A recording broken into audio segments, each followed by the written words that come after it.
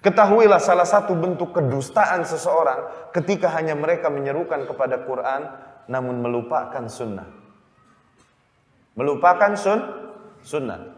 Ketahui bahwa sunnah yang kita maksud maknanya adalah seluruh ajaran Rasul sallallahu alaihi wasallam. Wa illa kalau tidak begitu sunnah memiliki beberapa makna. Sunnah diantaranya ada maknanya khusus, yakni amalan tertentu yang apabila kau lakukan dapat pahala, tidak kau lakukan tidak dapat Ini sunnah kan? Maknanya mustahab bahasa lainnya. Tapi sunnah dari sisi teologi atau usul, maknanya adalah seluruh hal yang datang dari Rasul sallallahu alaihi wasallam. Selama itu datangnya dari Rasul, maka itu lawan katanya bid'ah. Apa-apa yang tidak datang ajarannya dari Rasul sallallahu alaihi wasallam. Maka dari situ kita namakan diri kita ahlus. Maknanya kaum yang mengikuti petunjuk yang hanya datang dari Rasul sallallahu alaihi wasallam, enggak yang lain. Itu ahlus sunnah, maknanya kesunnah secara umum. Bukan sunnah yang khusus tadi. Nah, antara Al-Quran dan sunnah tak bisa dipisahkan. Ya, para ulama a'immah mengatakan tentang hal ini dengan banyak ungkapannya. Al-Qur'anu ahwaju ila sunnah minas sunnah ilal Qur'an. Quran lebih membutuhkan sunnah daripada sunnah membutuhkan Al-Quran.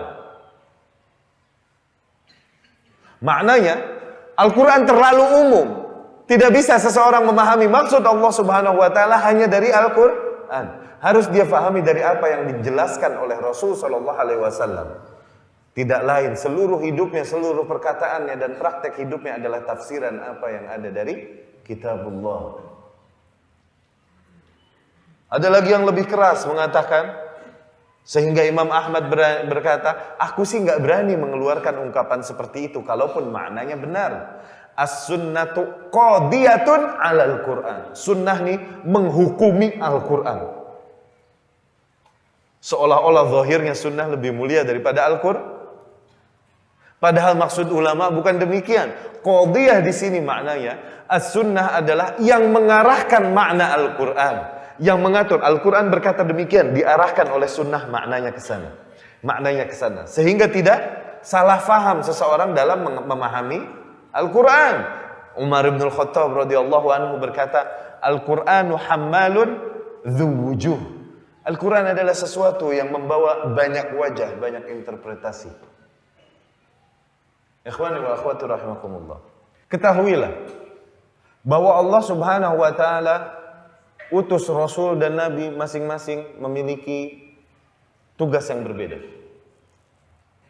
Secara singkat, kita coba fahami perkembangan agama dari zaman ke zaman. Allah Subhanahu wa taala utus Rasul dengan risalah. Dengan risalah. Rasul datang membawakan risalah Allah Subhanahu wa taala yang tentunya intinya menyerukan kepada tauhid. Sepeninggal Rasul ini barulah Allah utus nabi-nabi yang datang setelah Rasul ini.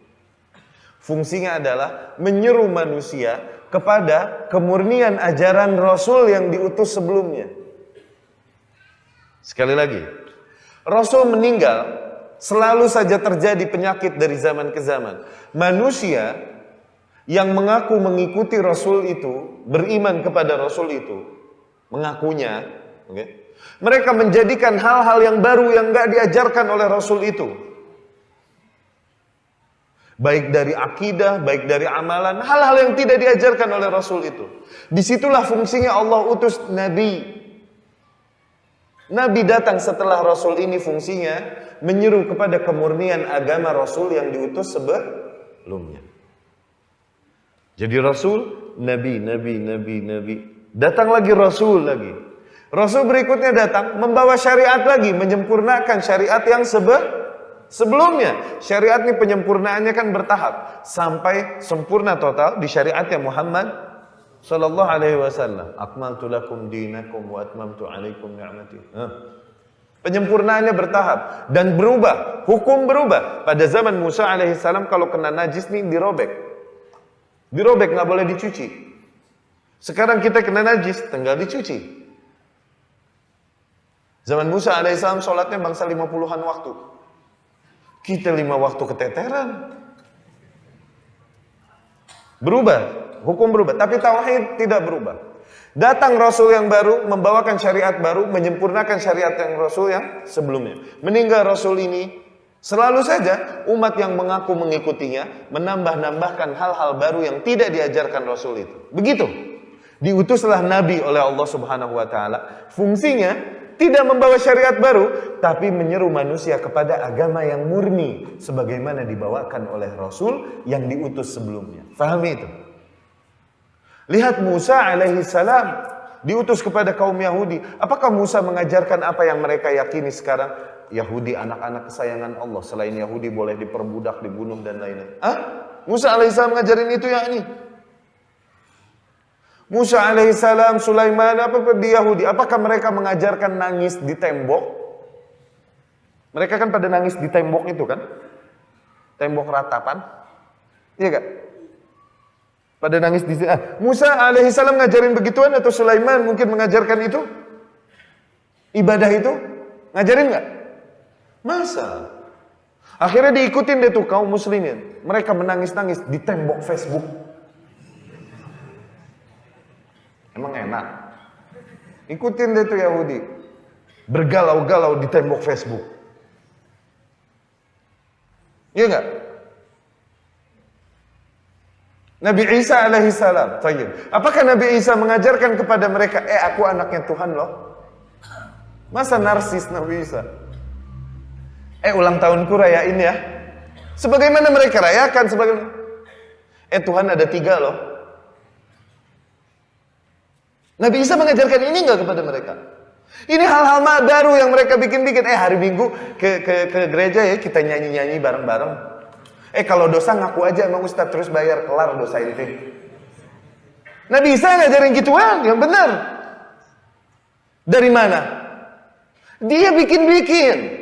Sehingga menghancurkan kemurnian syariah Nabi Isa alaihissalam. Hal-hal baru ini yang selalu saja terjadi di setiap kaum dan menghancurkan syariah kaum tersebut, apa namanya kalau bukan bid'ah? Apa namanya kalau bukan bid'ah? Maka dari situ satu bid'ah jauh lebih dicintai syaitan daripada 1000 maksiat. Maksiat zahir jelas. Tukang mabok dibilang mabok haram asal dia muslim. Mabok haram, insya Allah 50% darahnya udah berubah jadi alkohol. Dibilang mabok haram, iya sih haram, dia ngaku itu. Tapi coba dibilang jangan maulidan, ngamuk dia. Satu bid'ah lebih dicintai syaitan daripada 1000 maksiat. Di situ terbuka pintu syaitan dengan mudah menyimpangkan. Disitulah fungsi Nabi, menyeru manusia kepada kemurnian syariah Rasul yang diutus sebelumnya. Faham itu?